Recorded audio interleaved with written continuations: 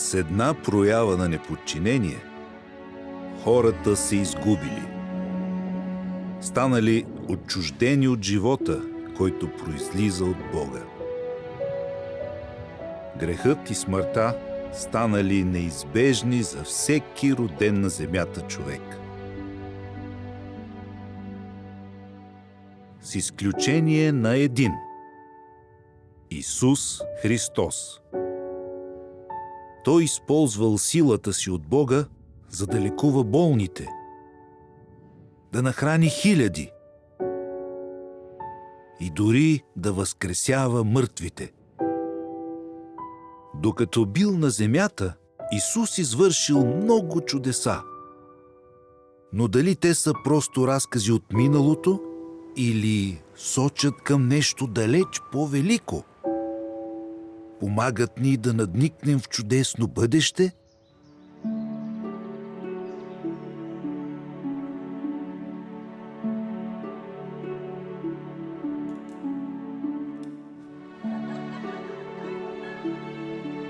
Бъдеще, в което Бог ще удовлетвори желанието на всичко живо.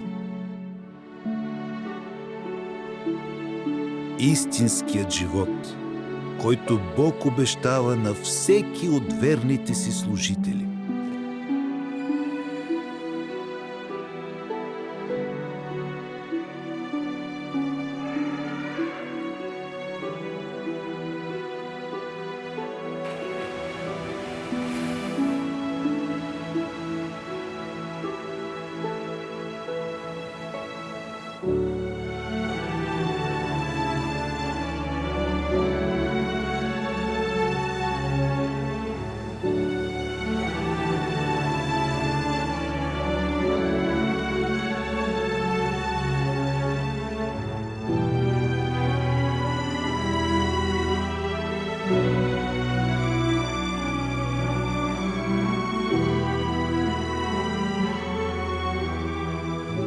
Но как е възможно такова прекрасно бъдеще?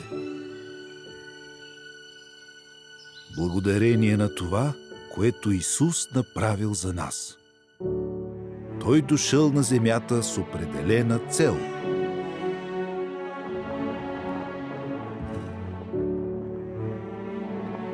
Дал живота си за тези, които обичал.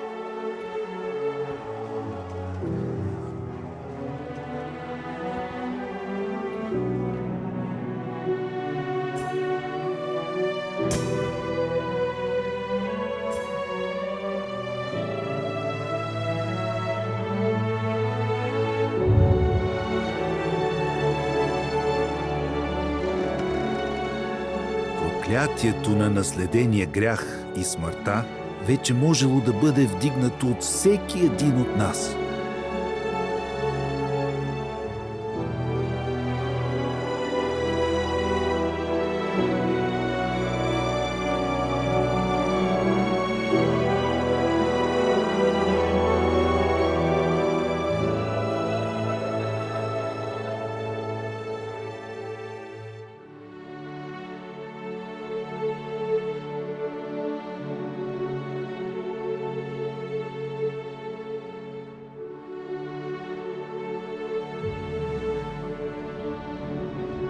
Ако не сваляме очи от Исус, вече няма да бъдем изгубени.